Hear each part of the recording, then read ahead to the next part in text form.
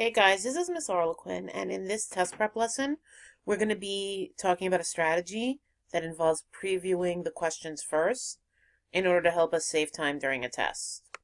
All right, so that is our learning target for today. We're going to be trying to apply the previewing question strategy to some test prep passages.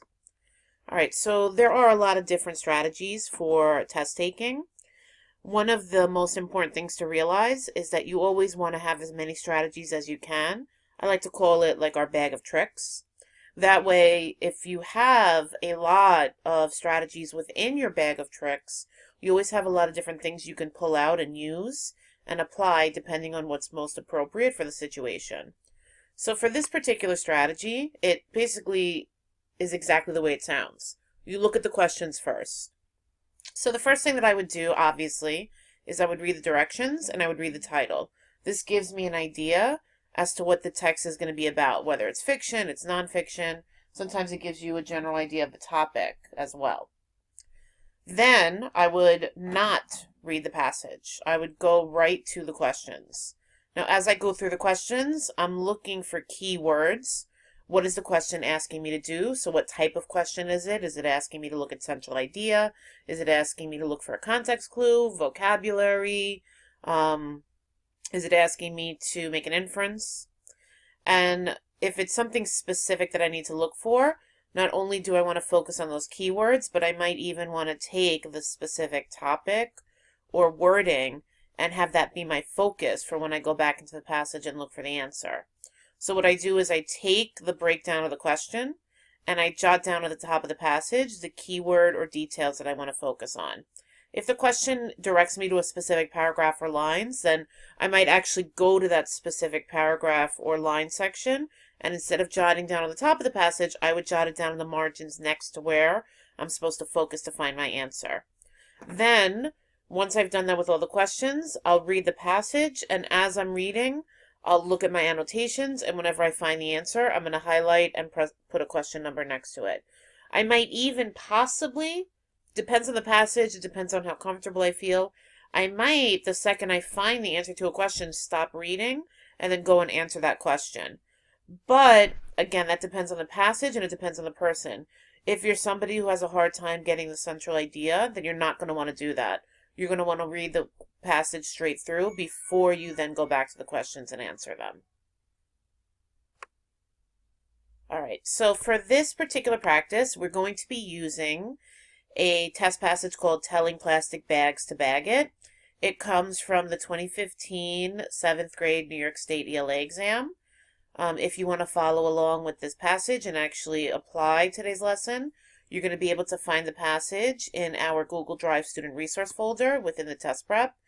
Remember, you can also just take the title or the title of the passage you're looking for or the title of the folder you're looking for, and you can search it up in the search bar right on top of Google Drive.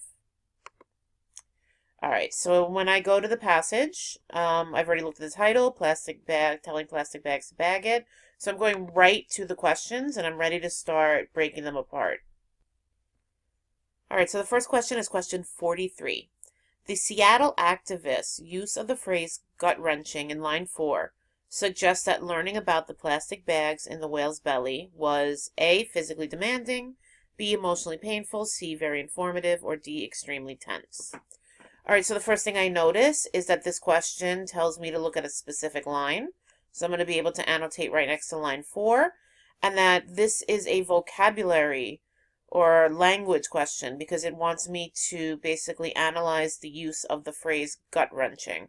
So that's what I'm going to highlight from the question, and then I'm going to go back into the passage and right next to line 4, I'm either going to write down the phrase in the margin or I'm actually going to highlight it. So in this case, what I decided to do is to highlight gut-wrenching, and I actually decided to jot down 43 so that when I get up to this paragraph, I'll know that this is the answer or where I'm going to find the answer to question 43. All right, question 44. Why does the author include the information about plastic bottles in lines 41 through 45? All right, so again, we have a question that's giving me specific lines to look at. And the main key word of what I have to focus on is the information about plastic bottles. So once again, I'm going to go back into the passage. I'm going to find lines 41 through 45, which is this section right here. I'm going to jot down the question number, and I'm going to jot down the key phrase that I highlighted from the question.